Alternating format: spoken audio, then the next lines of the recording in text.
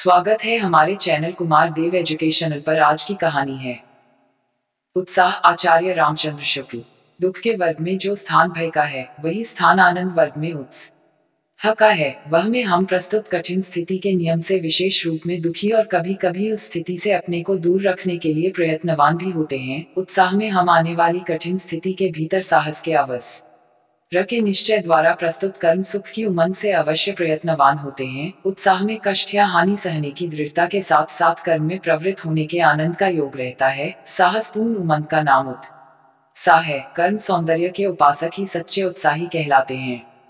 जिन कर्मों में किसी प्रकार का कष्ट या हानि सहने का साहस अपेक्षित होता है, उन सबके प्रति उत्कंठापूर्ण आनंद उत्साह के अंतर्गत लिया जाता है। कष्ट या हानि के भेद के अनुसार उत्साह के भी भेद को जाते हैं। साहित्य मीमांसकों ने इस दृष्टि से युद्धवीर, दानवीर, दयावीर इत्यादि भेद किए हैं। इनमें सबसे प्राचीन और प्रधान युद्ध वीरता है, जिसमें आघात, पीड़ा क्या मृत्यु तक की परवाह नहीं रहती। इस प्रकार की वीरता का प्रयोजन अत्यंत प्राचीन काल से पड़ता चला आ रहा है, जिसमें साहस और प्रयत्न दोनों चरम उत्कर्ष पर पहुंचते हैं, पर केवल कष्ट या पीड़ा सहन करने के साहस में ही उत्साह का स्वरूप स्फुरित नहीं होता, उसके साथ आनंदपूर्ण प्रयत्न या उसकी उत्कंठा का योग चाहिए। बिना बेहोश हुए भारी फोड़ा चिराने को तैयार होना साहस कहा जाएगा, पर उत्साह नहीं। इसी प्रकार चुपचाप बिना हाथ पैर हिलाए घोर प्रहार सहने के लिए तैयार रहना साहस, और कठिन से कठिन प्रहार सहकर भी जगह से हटना वीरता कही जाएगी। ऐसे साहस और धीरता को उत्साह के अंतर्गत तभी ले सकते हैं जबकि साहस या धीर उस काम को आनंद के साथ करता चला जाएगा जिसके कारण उसे इतने प्रहार सहने पड़ते हैं। सारांश यह है कि आनंदपूर्ण प्रयत्न या उसकी उत्कंठा में ही उत्साह का दर्शन होता है, केवल कष्ट सहने के निश्चेष साहस में नहीं। प्रीति और साहस दोनों का उत्साह के बीच संचरण होता है। दानवीर में अर्थ त्याग का साहस अर्थात उसके कारण होने वाले कष्ट कठिनता को सहने की क्षमता अंतर्हित रहती है। दानवीरता तभी कही जाएगी जब दान के कारण दानी को अपने जीवन निर्वाह में किसी प्रकार का कष्ट या कठिनता दिखाई देगी। इसी कष्ट या कठिनता की मात्रा या संभावना जितनी ही अधिक होगी, दानवीरता उतनी ही ऊंची समझी जाएगी। पर इस अर्थ त्याग के साहस के साथ ही जब तक पूर्ण तत्परता और आनंद के चिन्ह न दिखाई पड़ेंगे, तब तक उत्साह का स्वरूप न खड़ा होगा। युद्ध के अतिरिक्त संसार में और भी ऐसे विकट काम होते हैं जिनमें घोर शारीरिक कष्ट सहना पड़ता है और प्राण खाने तक की संभावना रहती है। अनुसंधान के लिए तुषार मंडित, हिमाच्छादित, बर्फ से ढका अभ्रभेदी आकाश को छूने वाले आगम्य पर्वतों की चढ़ाई, ध्रुव देश या सहारा के रेगिस्तान का सफर, क्रूर बर्बर जातियों के बीच अज्ञात घोर जंगलों में प्रवेश इत्यादि भी पूरी वीरता और पराक्रम के कर्म हैं। इनमें जिस आनंदपूर्ण तत्परता के साथ लोग प्रवृत्त होते हैं, वह भी उत्साह ही है।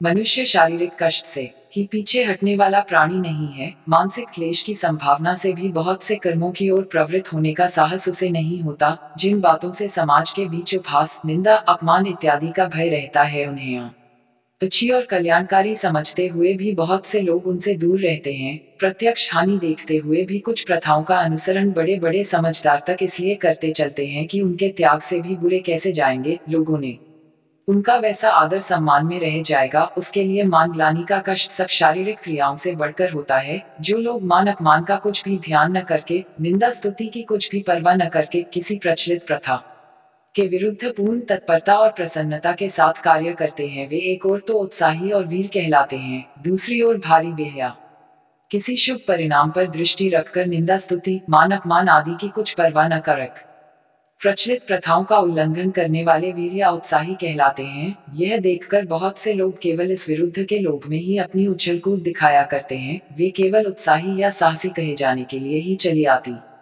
हुई प्रथाओं को तोड़ने की धूम मचाया करते हैं। शुभ या अशुभ परिणाम से उनको कोई मतलब नहीं, उनकी ओर उनका ध्यान लेश मात्र नहीं रहता। जिस पक्ष के बीच की सुख्याति का वे अधिक महत्व समझते हैं, उसकी वाहवाही से तपन आनंद की चाह में वे दूसरे पक्ष के बीच की निंदा या अपमान की कुछ परवाह नहीं करते। ऐसे ओछे लोगों के साहस या उत्साह की अपेक्षा उन लोगों के साहस भाव की दृष्टि से कहीं अधिक मूल्यवान हैं जो किसी पर प्राचीन प्रथा की, चाहे वास्तव में हानिकारिणी ही हो, उपयोगिता का सच्चा विश्वास रहते हुए प्रथा तोड़ने वालों की निंदा, उपहास, अपमान आदि सहा करते हैं।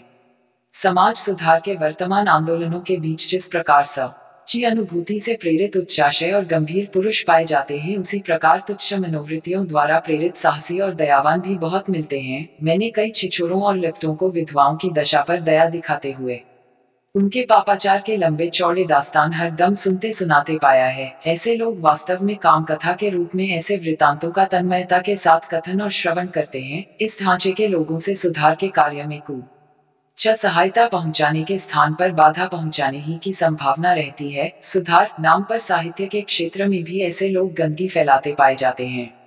उत्साह की गिनती अच्छे गुणों में होती है। किसी भाव के अच्छे या बुरे होने का निश्चय अधिकतर उसकी प्रवृत्ति के शुभ या अशुभ परिणाम के विचार से होता है। वही उत्साह है जो कर्तव्य कर्मों के प्रति इतना सुंदर दिखाई पड़ता है, अकर्तव्य कर्मों की ओर होने पर वैसा श्लाघ्य प्रशंसनीय नहीं प्रतीत होता। आत्मरक्षा, पर रक्षा, देश रक्षा आदि के निमित्त साहस की जो उमंग देखी जाती है, उसके सौंदर्य को पर पीड़न, डकैती आदि कर्मों का साहस कभी नहीं पहुंच सकता। यह बात होते हैं ये भी विशुद्ध उत्साह। यह साहस की प्रशंसा संसार में थोड़ी बहुत होती ही है। अत्याचारियों या डाकुओं के शौर्य और साहस की कथाएं भी लोग तारीफ करते हुए सुनते हैं।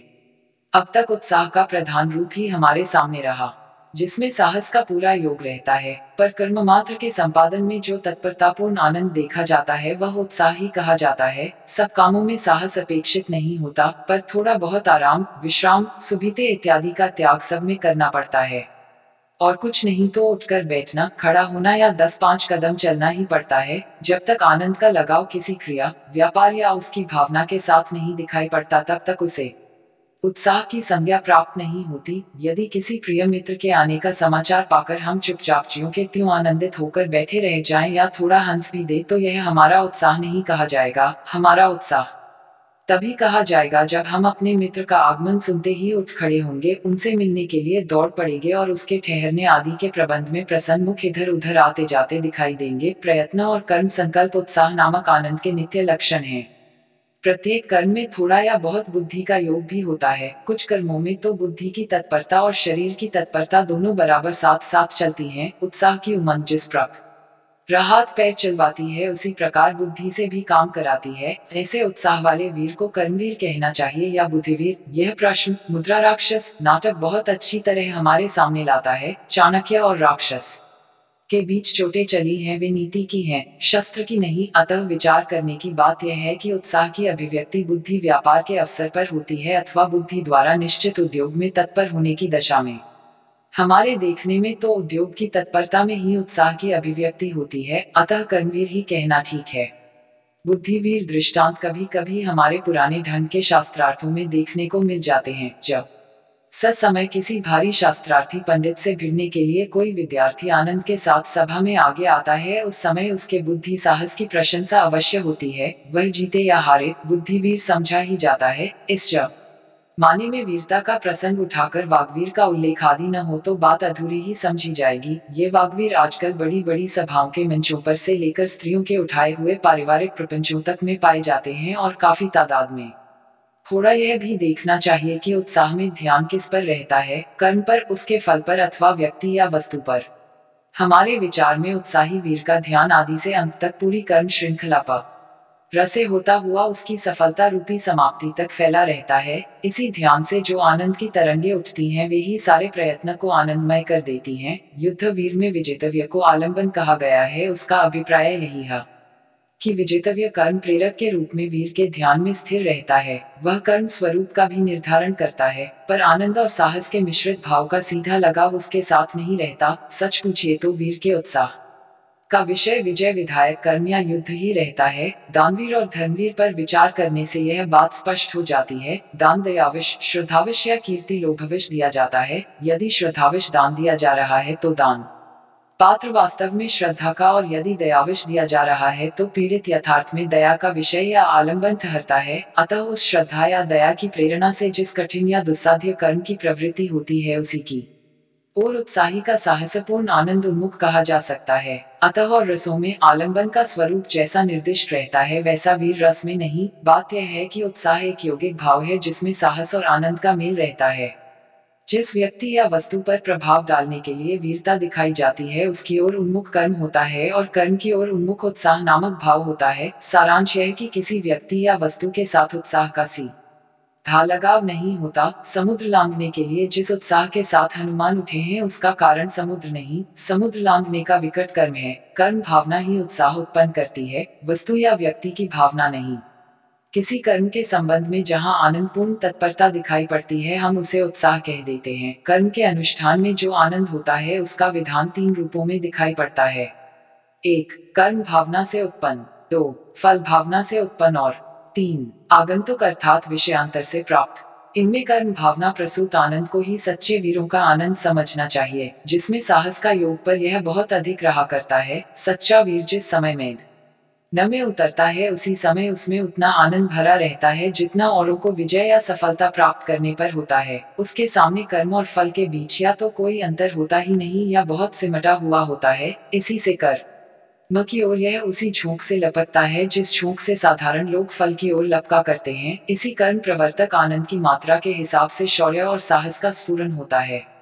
फल की भावना से उत्पन्न आनंद भी साधक कर मुंह की ओर हर्ष और तत्परता के साथ प्रवृत्त करता है, पर फल का लोभ जहाँ प्रधान रहता है वहाँ कर्म विषयक आनंद उसी फल की भावना की तीव्रता और मंदता पर अवलंबित रहता है। उद्योग के प्रभाव के बीच जब फल की भावना मंद पड़ती है, उसकी आशा कुछ धुंधली पड़ जाती है, तब आनंद की उमंग गिर जाती है और उसी के साथ उद्योग में शिथिलता आ जाती है। पर कर्म भावना प्रधान बराबर एकरस रहता है। फलासक्त उत्साही असफल होने पर खिन्न और दुखी होता है, पर कर्मासक्त उत्साही केवल कर्मानुष्ठान के पूर्व की अवस्था में हो जाता है। अतः हम कह सकते हैं कि कर्म भावना प्रधान उत्साह ही सच्चा उत्साह है। फल भावना प्रधान उत्साह तो लोभी का एक प्रच्छन्न रूप है।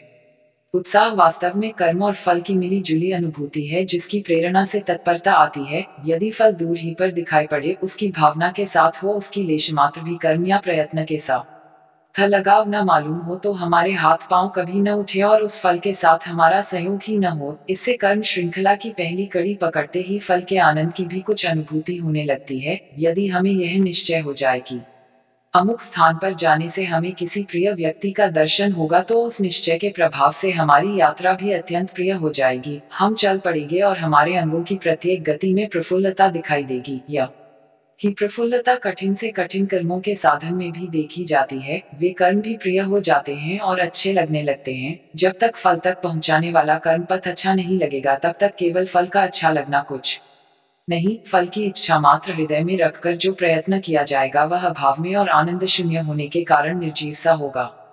कर्म रुचि शून्य प्रयत्न में कभी कभी इतनी उतावली और आकुलता होती है कि मनुष्य साधना के उत्तरोत्तर क्रम का निर्वाह न कर सकने के कारण बीच ही में चूक जाता है। मान लीजिए कि एक ऊंचे पर्वत के शिखर पर विचरते हुए किसी व्यक्ति को नीचे बहुत दूर तक गई हुई सीढ़ियां दिखाई दी और यह मालूम हुआ कि नीचे उतरने पर सोने का ढेर मिलेगा। यदि उसमें इतनी सजीवता है कि उक्त सूचना के साथ ही वह उस स्वर्ण राशि के साथ एक प्रकार के मानसिक संयोग का अनुभव करने लगा तथा उसका चित्त प्रफुल्ल और अंग सचेष्ट हो गए, उसे एक एक सीढ़ी स्वर्णमयी दिखाई देगी। एक एक क्षण उसे सुख से बीता हुआ जान पड़ेगा और वह प्रसन्नता के साथ स्वर्ण राशि तक पहुंचेगा। इस प्रकार उसके प्रयत्न काल को भी फल प्राप्ति काल के अंतर्गत ही समझना चाहिए।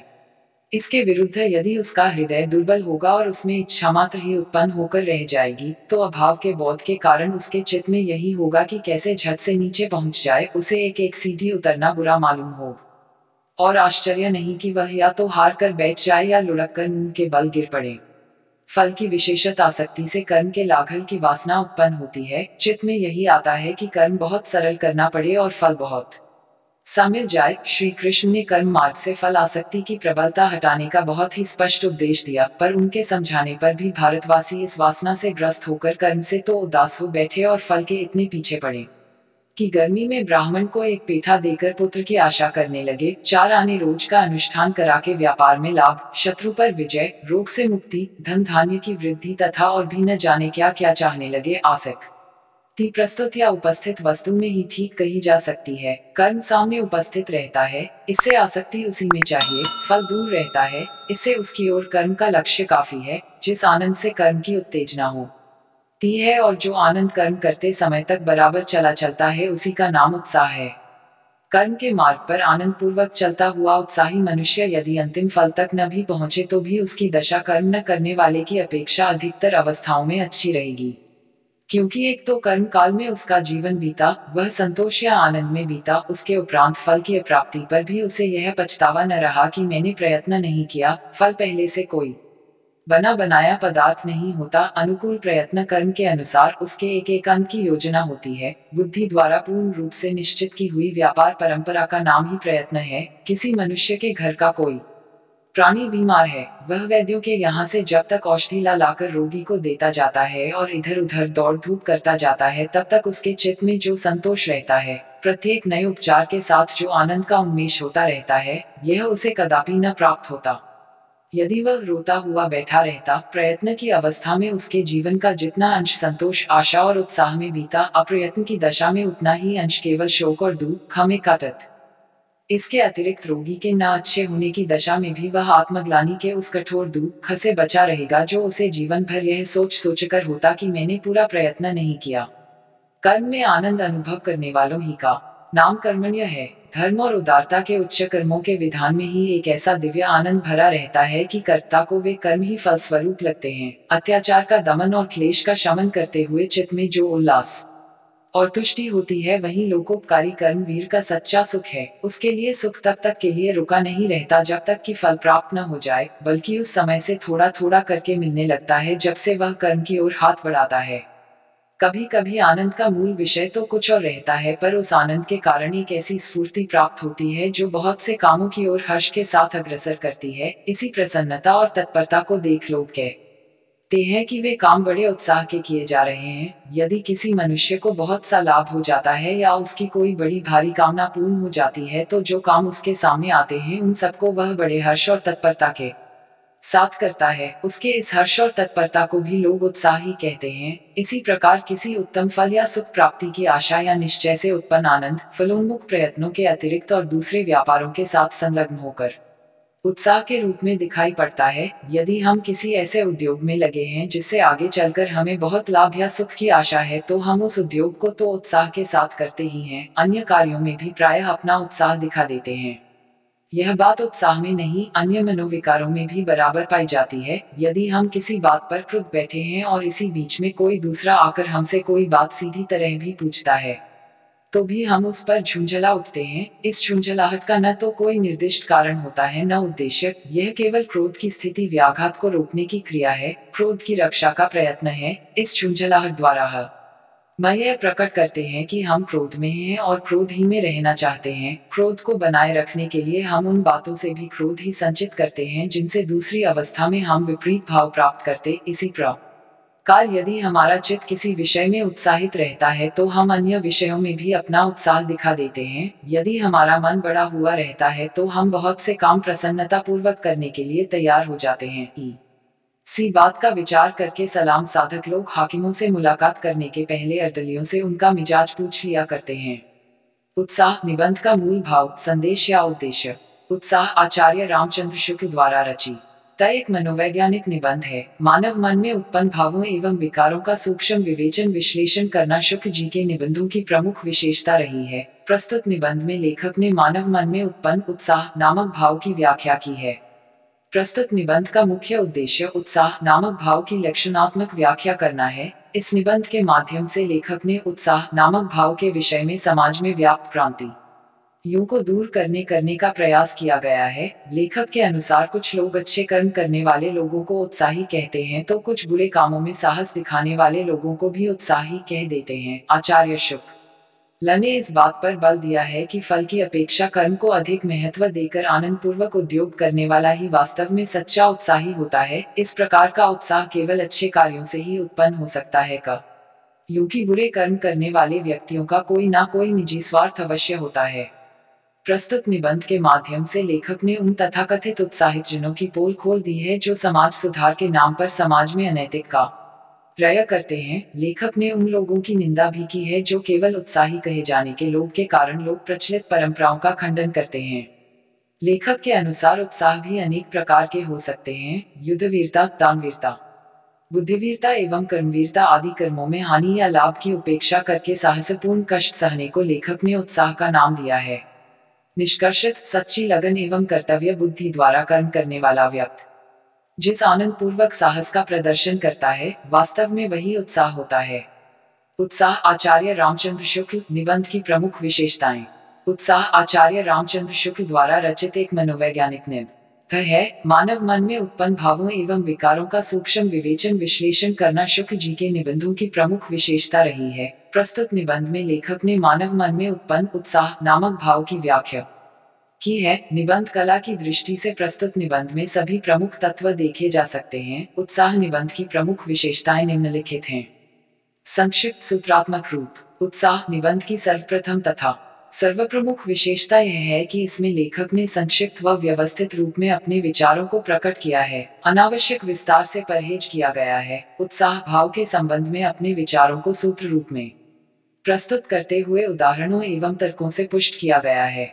विचारों की क्रमबद्धता। निबंध की दूसरी प्रमुख विशेषता विचारों का क्रमबद्ध होना है। शुक्ल जी के अनुसार निबंध में विचारों की ऐसी क्रमबद्धता होनी चाहिए कि पाठक की बुद्धि उत्तेजित होकर किसी नए विचार की ओर दौड़ पड़े, लेकिन ये विचार पहले विचार के पूरक होने चाहिए। लेखक के अनुसार निबंध में बुद्धि वैभव के साथ साथ हृदय पक्ष का होना भी नितांत आवश्यक है। कोरी बुद्धि द्वारा रचे गए निबंध नीरस होते हैं। विशेषतः मानवीय भावों और मनोविकारों से संबंधित निबंध पूरी तरह से हृदय पर अवलंबित होते हैं। प्रस्तुत निबंध में पाठक का हृदय स्वयं उसे एक विचार से दूसरे विचार की ओर ले जाता है।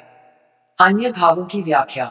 आचार्य शुक्ल जी ने प्रस्तुत निबंध में केवल उत्साह के लक्षण या परिभाषा पर ही विचार प्रस्तुत नहीं किया, अपितु उत्साह से भी पूर्व उपस्थित होने वाले साहस, प्रयत्न एवं आनंद जैसे मनोभावों का भी सारगर्भित भाषा में विवेचन किया। इन सभी मनोभावों का उत्साह की भूमिका में विशेष योगदान है, अतः बिना इनके स्वरूप को जाने उत्साह को जाना असंभव है। शुक्ल जी ने साहसपूर्ण आनंद की साथ लक्ष्य प्राप्ति के लिए प्रयत्न करने को उत्साह कहा है। ऐसी अवस्था में उत्साह से पहले साहस, आनंद और प्रयत्न का विवेचन करना आवश्यक हो जाता है। उत्कृष्ट भाषा। प्रस्तुत निबंध की भाषा प्रौढ़, परिमार्जित तथा विषयानुकूल है। जहाँ सूत्रात्मक शैली का प्रयोग किया गया है, वहाँ भाषा का संस्कृतिनिष्ठ रूप दिखाई देता है। सूत्र की व्याख्या करते समय सामान्य भाषा का प्रयोग किया गया है। भाषा में कठिन शब्दों के अनावश्यक प्रयोग से बचा गया है, लेकिन फिर भी निबंध की भाषा में इतनी कसावट है कि वाक्य में से यदि एक शब्द भी निकाल दे या इधर उधर कर दे तो वाक्य अपने अपेक्षित अर्थ को खो देगा। उपर्युक्त विवेचन के आधार पर कहा जा सकता है कि उत्साह निबंध निबंध कला की दृष्टि से एक श्रेष्ठ रचना है। इसमें एक सफल निबंध के सभी प्रमुख तत्व मिलते हैं। उत्साह के भेद या प्रकार। आचार्य रामचंद्र शुक्ल ने युद्धवीर, दयावीर, कर्मवीर तथा बुद्धिवीर को उत्साह के भेद माना है। लेखक के अनुसार युद्धवीर का उत्साह सर्वाधिक प्राचीन है। इस प्रकार के उत्साह में आघात, पीड़ा तो क्या मृत्यु तक की परवाह नहीं रहती। इस प्रकार के उत्साह में साहस और प्रयत्न दोनों चरम उत्कर्ष पर होते हैं। दानवीर के उत्साह में अर्थ, धन, त्याग का साहस अर्थात उसके कारण होने वाले कष्ट या कठिनता को सहन करने की क्षमता अंतर्निहित होती है। दानवीरता तभी कही जाएगी जब दान के कारण दानी को अपने जीवन निर्वाह में किसी प्रकार का कष्ट या कठिनाई दिखाई देगी, परंतु यदि कठिनाई के बावजूद वह प्रसन्नता पूर्वक दान देता रहता है तो वह दानवीर है। कर्मवीर व्यक्ति कर्म करते समय आनंद की अनुभूति करता है। कर्मवीर व्यक्ति फल की अधिक परवाह नहीं करता। अन्य व्यक्ति जहां फल को नजर में रखकर कार्य करते हैं और केवल फल के मिलने पर ही आनंद की अनुभूति करते हैं, वही कर्मवीर व्यक्ति प्रतिदिन प्रतिपल आनंद की अनुभूति करता है। बुद्धिवीर के उत्साह में बुद्धि की प्रबलता दिखाई देती है। बुद्धिवीर व्यक्ति ऐसे कठिन कार्यों को भी आनंद पूर्वक करता है जिनमें सफलता मिलने के बहुत कम अवसर होते हैं, और असफल होने पर भी वह यह सोचकर आनंद अनुभव करता है कि उसने इस दिशा में प्रयास तो किया। इस बात को स्पष्ट करने के लिए लेखक एक उदाहरण देता है। जिस समय किसी भारी शास्त्रार्थी पंडित से भिड़ने के लिए कोई विद्यार्थी आनंद के साथ सभा में आगे आता है, उस समय उसके बुद्धि साहस की प्रशंसा अवश्य होती है। वह जीते या हारे बुद्धिवीर ही समझा जाता है। Thanks for watching. Like, share and subscribe.